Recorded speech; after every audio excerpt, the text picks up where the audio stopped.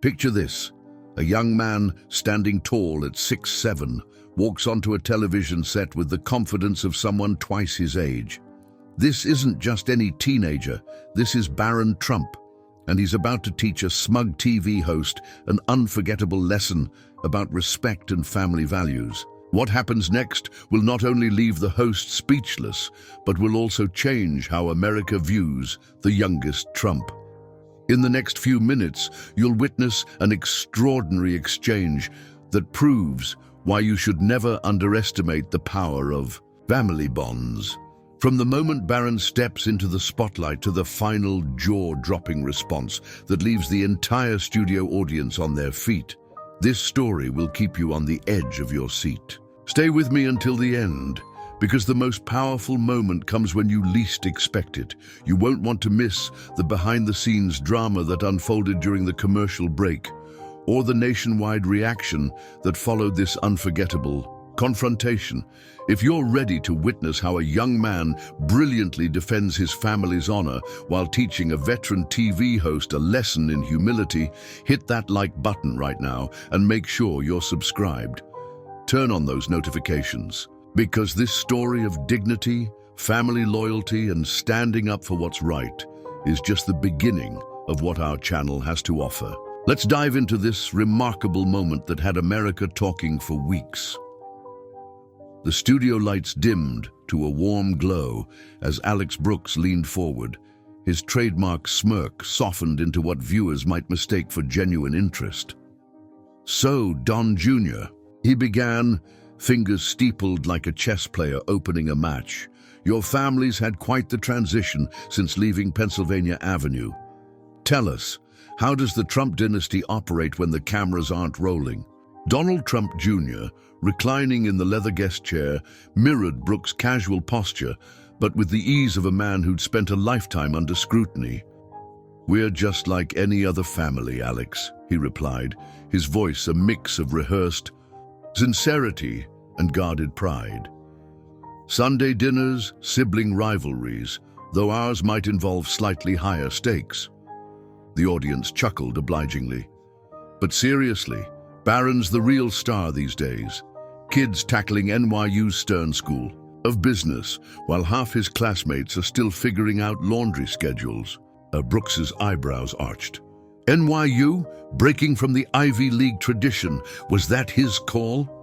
"100%, Don Jr. shot back, a flicker of admiration cutting through his polished demeanor. "Barron's never been one to follow scripts. When Dad asked him why not Wharton, he said, 'Why chase a legacy when I can build my own?'" The crowd murmured approval, cameras zooming in on Brooks' tightening smile. For 10 minutes, the conversation danced safely across surface-level triumphs. Barron's fluency in Slovenian, thanks to Melania's bedtime stories, his 6'9" frame dominating pickup basketball games at Mar-a-Lago, he's got a mean three-pointer, and even his behind-the-scenes role in the 2024 campaign.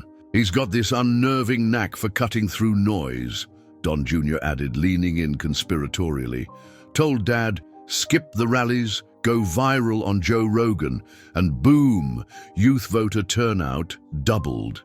But Brooks, ever the provocateur, let the praise hang just long enough to sour.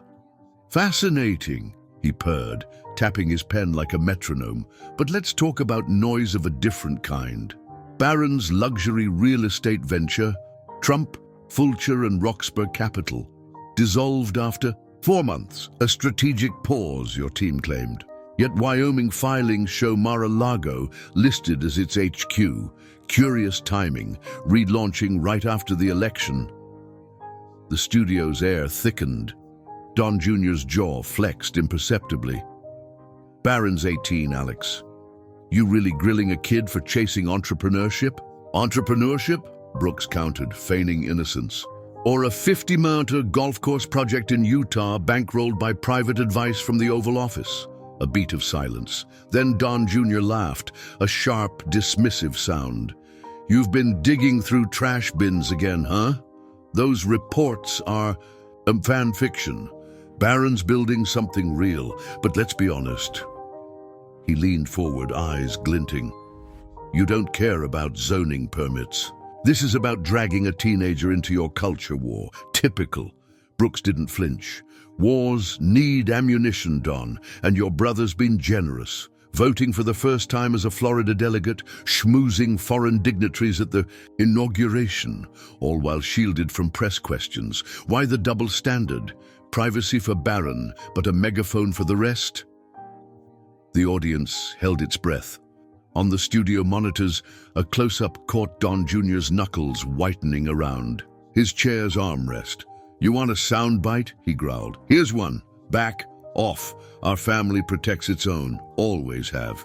Barron's earned his peace, something your liberal heroes wouldn't understand. Cue cards trembled as the crowd erupted, half in cheers, half in jeers.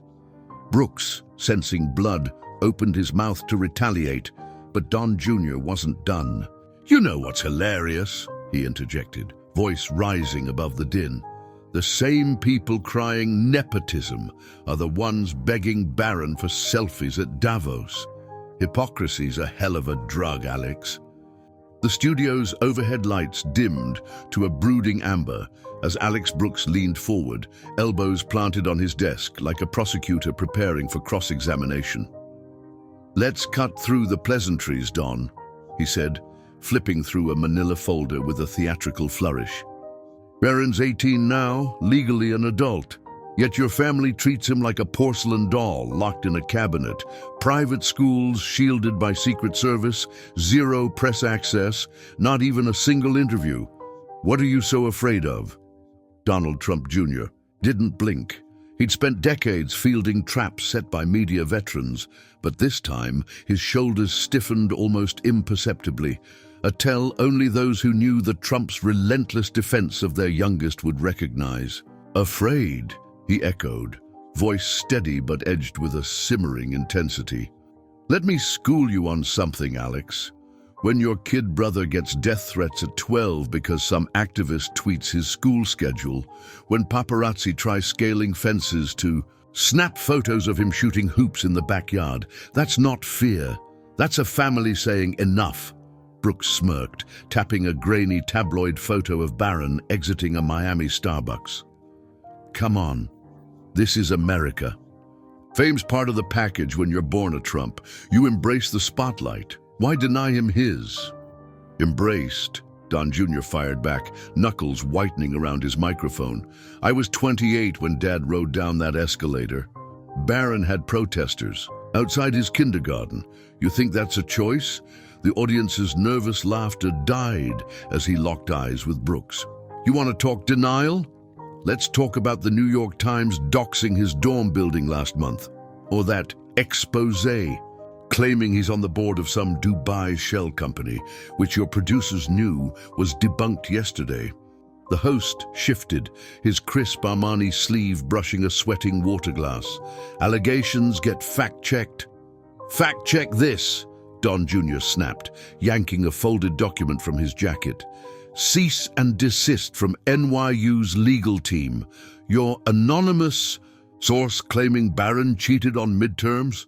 A freshman who bragged about making it up for Instagram clout." He slapped the paper onto the desk. "But hey, run the story again tomorrow. Your ratings might jump 0.2%. A cameraman zoomed in on Brooks's twitching jawline. "You're deflecting. The public has a right to know how a president's son spends taxpayer-funded security detail on..." He glanced at his notes with exaggerated puzzlement. "Weekly drives to a Long Island Chipotle?" The crowd tittered uneasily. Don Jr. waited for silence, then leaned in, his voice dropping to a gravelly growl. "Let's be clear. That taxpayer-funded detail? They're stopping. Psychos from mailing him anthrax-laced graduation cards. But sure, Alex, next time he craves guac, I'll tell him to risk getting swarmed by randoms with iPhones and grudges, because transparency." Brooks opened his mouth, but Don Jr. steamrolled ahead. "You know what's rich? The same outlet's crying. Nepa Baby begged Barron to endorse their climate summit last fall. He said no, so suddenly he's entitled." A muscle flexed in his cheek. "My brother's got more integrity before breakfast than most of your guests have in their careers." He wants to earn his rep, not ride coattails. But you wouldn't know grit if it punched your sanctimonious face. The studio erupted. Half the audience leaping to their feet, the other half heckling. Brooks, scrambling to regain footing, jabbed a finger. You're dodging the real issue. If he's so private, why's he campaigning in Ohio last week? Campaigning. He handed out water bottles at a hurricane relief center. Don Jr. barked a laugh. God forbid a Trump does charity without a camera crew, right? But keep spinning, Alex. Maybe your buddies at MSNBC will finally invite you to their sad little green room. For 3 heartbeats, the host froze, cornered. Then a shrill beep from the teleprompter crew snapped the tension. We'll tackle the real issues after the break, Brooks croaked, mopping his brow as the cameras cut away. But the damage was done. Social media clips of Don Jr.'s tirade, Cheek's brother mode, Nachi Barron shield, were already trending. By morning, even critics conceded. The Trump's human shield had just rewritten the playbook on protecting family in the digital age.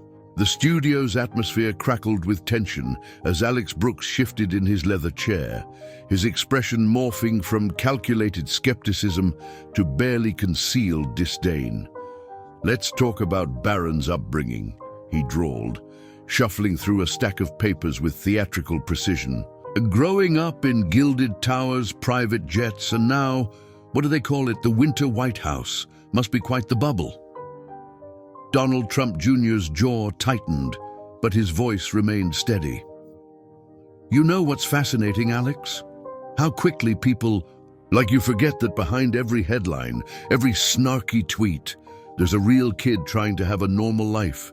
You want to talk about bubbles? Try being 12 years old and seeing your face plastered across late-night shows making fun of your height, your accent, even your school grades. Brooks pressed on, his trademark smirk widening. Come on, Don. Private chefs, designer clothes, diplomatic immunity, hardly sounds like hardship. Some might say Barron's more sheltered than a greenhouse orchid. The audience tensed as Don Jr. leaned forward, his eyes blazing with controlled fury. Sheltered? My brother had to switch schools 3 times because activists kept doxing his classmates' families.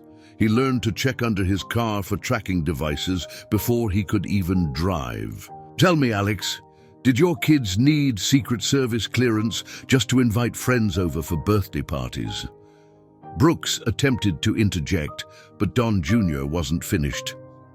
You want to know about Barron's upbringing? Here's what you won't read in your teleprompter. Every Christmas, every Thanksgiving, every family dinner, he's got photographers camping in trees outside our homes. He can't post on social media without fact-checkers analyzing his emoji choices. But you know what? He still maintains straight A's, volunteers at veterans centers, and never, not once, used our last name to cut lines or score deals. The host's confidence wavered visibly.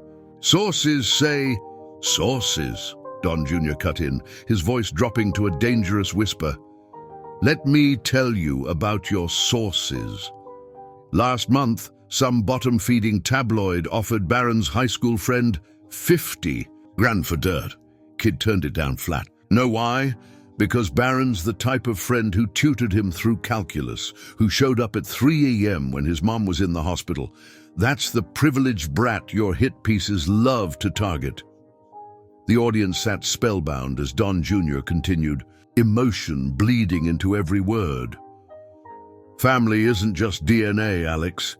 It's standing shoulder to shoulder when the wolves circle. It's teaching your little brother to hold his head high when Twitter trolls mock his accent. It's showing him that character isn't built in comfort, it's forged in fire. And Barron, he's got more steel in his spine than all your media cronies, combined.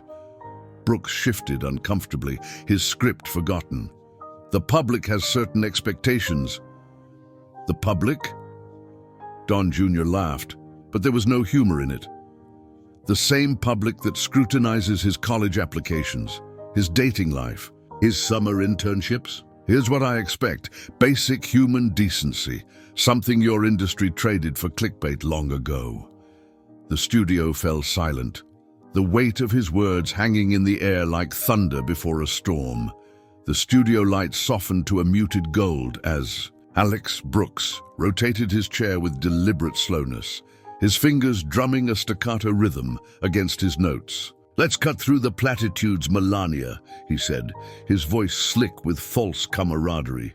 "You preach unity like it's a perfume you're hawking.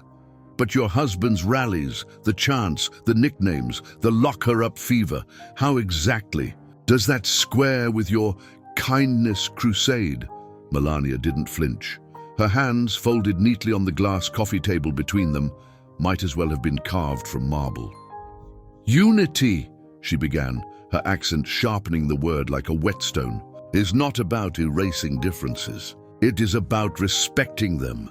A murmur skittered through the audience. "When I visit children's hospitals, no one asks if their parents voted red or blue. They care that someone showed up." Brooks snorted, flipping open a binder filled with blown-up tweets. Cute soundbite, but let's get specific. January 6th, your husband's speech that morning. You stood by him then, still do. Where's the respect in that? The air conditioning hummed louder. Camera lenses telescoped toward Melania's face, hunting for a blink, a twitch, a crack. Instead, she leaned forward, a panther contemplating prey. "You want specifics, Alex? Let me give you one. That morning I was hosting a literacy event at an elementary school in Baltimore. 12 children, black, white, Hispanic, read me poems about hope. That is my America. That is where I choose to stand." The host's smirk tightened. "Convenient, but you didn't ask about the children," she cut in, her voice glacial. "You asked about division, so I will tell you. Division is not created by one speech. It is fed by years of schools failing, jobs disappearing, parents working 3 shifts to afford insulin. But it is easier to blame a man than fix systems, yes?" A woman in the front row clapped once, a solitary gunshot, before clasping her hand over her mouth. Brooks, sensing control slipping, lunged for the jugular. "Spare me the policy, wonk. Act. You wore a jacket that said 'I don't care' while visiting migrant kids in cages. Unity?" He spat the word like phlegm. Melania's spine straightened inch by imperious inch. "That jacket," she said, each syllable precision cut, "was for people like you, reporters who ignore starving veterans to chase gotcha fashion headlines." The studio lights caught the glint of her emerald earrings as she turned to the audience. "But tonight, you asked about unity. So I will ask you, when was the last time your show featured a homeless mother, a farmer losing his land? Or is unity only interesting when you can wrap it in scandal?" The teleprompter stuttered, its scroll of prepared questions obsolete. Brooks opened his mouth, but Melania wasn't finished.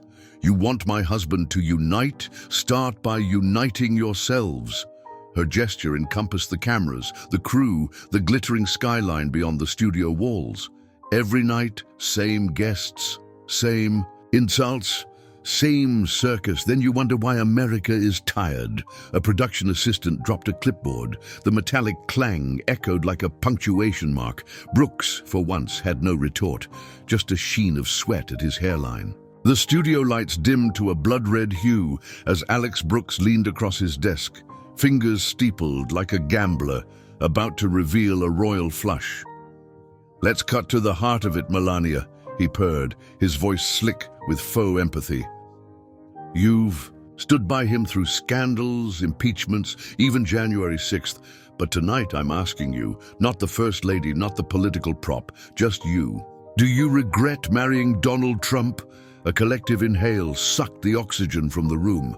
Camera lenses telescoped forward, capturing every micro-expression.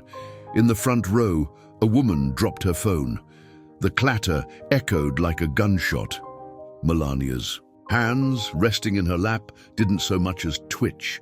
Her gaze locked onto Brooks with the intensity of a sniper's scope. For 3 excruciating seconds, she let the silence swell, a masterclass in psychological warfare. When she finally spoke, her voice carried the weight of a judge delivering a life sentence. "Regret," she began, rolling the word across her tongue, like a bitter lozenge, "is for children who blame their toys for breaking. I'm not a child, Alex." Her accent sharpened each syllable. I choose every day." Brooks opened his mouth, but she steamrolled ahead. "You think this question shocks me? That I haven't heard it whispered in ballrooms, screamed on Twitter, scribbled on bathroom stalls?" A muscle flexed in her jaw. "Let me educate you. Marriage isn't a fairy tale, it's showing up, even when—" She paused, and for the first time, something raw flickered beneath her polished veneer. "Especially when the wolves are at the door." The audience sat frozen. A production assistant in the wings mouthed "holy shit" to a colleague. Brooks, sensing blood in the water, lunged. "Wolves of your husband's making, some would say." Melania's laugh, a short, humorless bark, startled the front row. "You mistake me for someone who cares about some would say." She leaned forward, her diamond earrings catching the light like twin blades. "I came to this country with nothing but a suitcase and a visa, built empires, survived your media firing squads. You think I need regret?" A man in the back shouted, "Preach!" The studio erupted, half the crowd clapping, the other half glaring daggers at their neighbors. Brooks, scrambling to regain footing, tapped his notes like a frantic Morse code. "But surely there were moments." Melania cut him off, her voice dropping to a venomous whisper. "Yes, moments where I wanted to scream, to burn every camera following my son to school, to shatter every lie printed about my parents." She leaned back, suddenly regal again. "But that is life, Alex. You don't get to cherry-pick your storms. You sail through them or drown."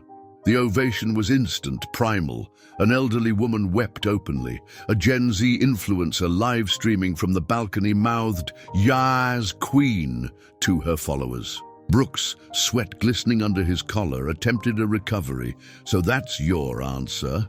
No regrets? Ever?" Melania stood abruptly, smoothing her ivory skirt with a sound like unsheathing steel. "My only regret," she said, turning to face the audience directly, "is that we waste breath on gossip when children sleep hungry in your city's streets." The studio exploded. Crew members abandoned decorum, cheering. Brooks sat shell-shocked. His cue cards crumpled in a death grip. As she exited, the cameras caught her pausing at the edge of the stage. Without looking back, she added, "Next time, Alex, ask better questions."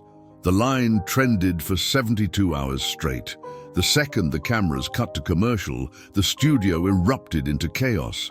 Alex Brooks ripped off his lapel mic like it was burning him, sweat gluing his crisp white shirt to his spine. "What the hell was that?" he barked at his producer, who stood frozen, clutching a tablet that buzzed non-stop with Twitter alerts.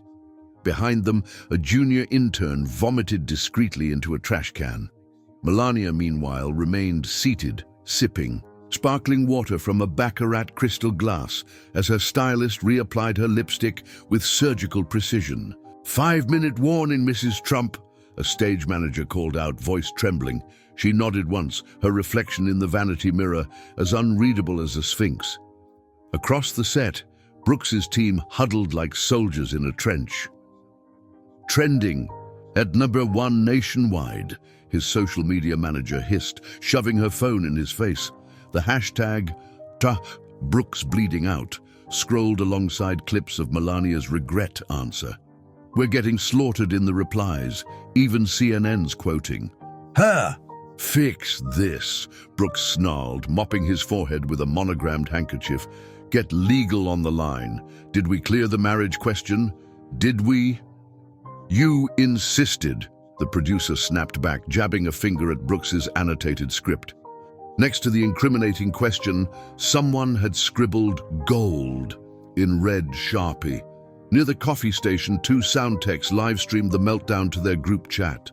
"Dude's gonna need a whole new PR team by sunrise," one muttered, zooming in on Brooks's trembling hands.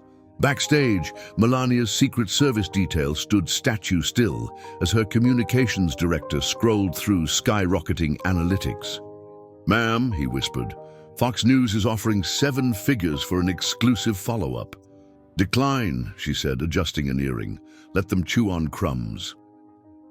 As the countdown to live resumed, Brooks's makeup artist dabbed concealer over his ashen complexion. "Try not to provoke her this time," the director begged through his headset. Brooks shot a glance across the set. Melania sat perfectly poised, reviewing handwritten notes in Slovenian, a deliberate flex. For the first time in his career, the host looked genuinely afraid. The floor manager's voice boomed, "30 seconds!" Brooks's producer leaned in, breath reeking of antacid tablets. "Stick to the Ukraine segment. Play nice, please." But as the cameras flickered back on, the studio's giant monitor flashed a breaking alert.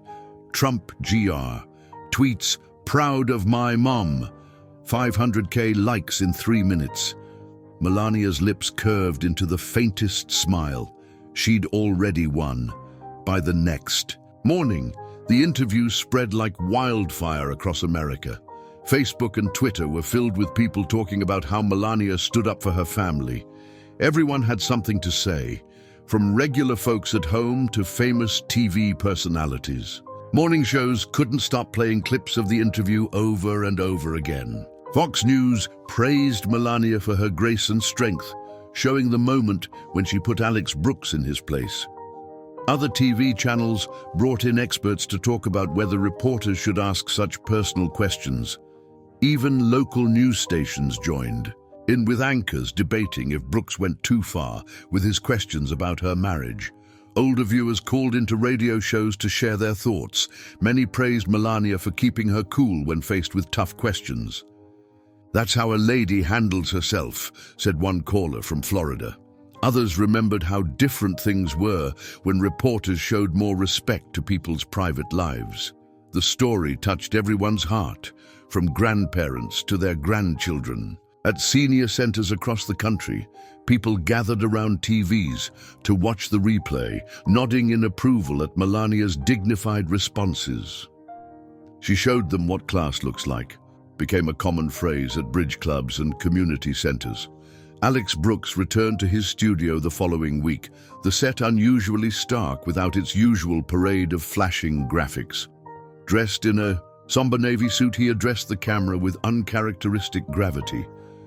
"Last week's conversation didn't go as planned," he admitted, fingers drumming the desk.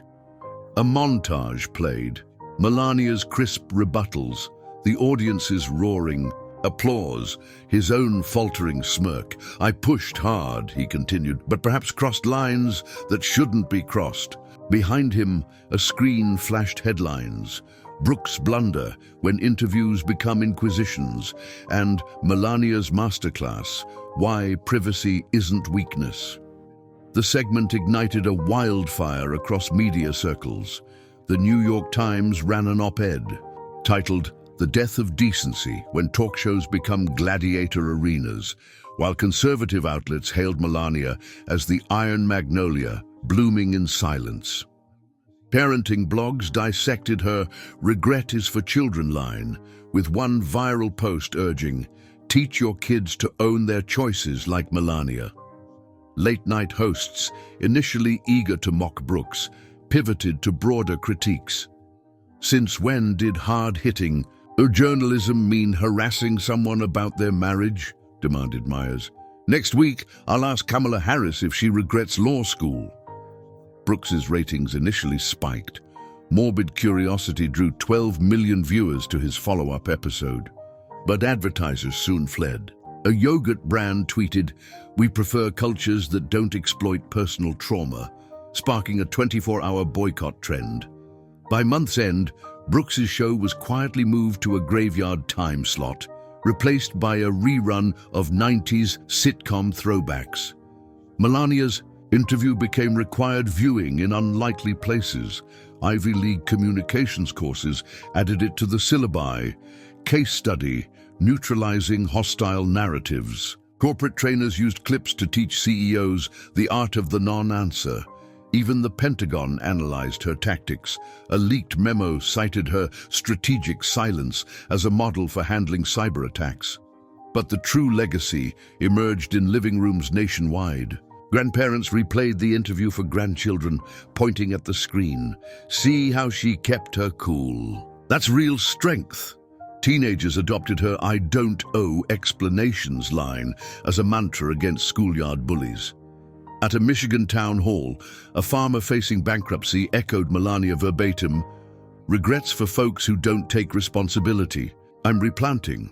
The cultural shift forced media reckonings. Major networks instituted Melania protocols, mandatory sensitivity training for hosts probing personal trauma. The Washington Post fired 2 reporters for doxing a senator's college-age daughter, the editor citing post-2025 standards of decency. Years later, when Barron Trump launched his political career, journalists hesitated before probing his upbringing. "We've learned," admitted a veteran anchor, "that some stories aren't told through forced confessions, but through actions." Melania, when asked about the interview's legacy during a rare charity gala, simply smiled. "Water under the bridge," she said, then donated $1 million to a journalist's ethics fund. And there you have it, dear friends. What started as another evening of television drama turned into something much more powerful, a lesson about standing up for family with grace and dignity. We watched as Melania Trump showed us all how to handle tough questions without losing our cool, proving that sometimes the quietest voice can be the strongest. Think about it.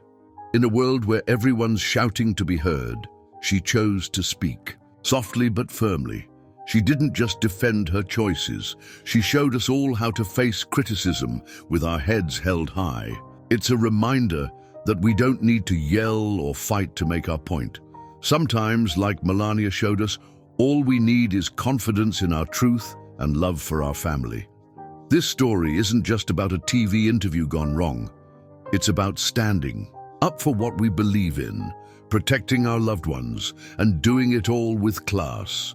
Whether you're dealing with nosy neighbors or facing tough questions at your community center, remember, you don't owe anyone an explanation for choosing to stand by your family.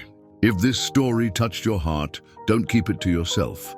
Share it with your friends, your children, and your grandchildren. Hit that like button and subscribe to our channel. We bring you these powerful stories every week, showing how ordinary people handle extraordinary moments with grace. Until next time, remember, true strength isn't in having the loudest voice, but in knowing when and how to use it. Stay blessed, and we'll see you in our next video.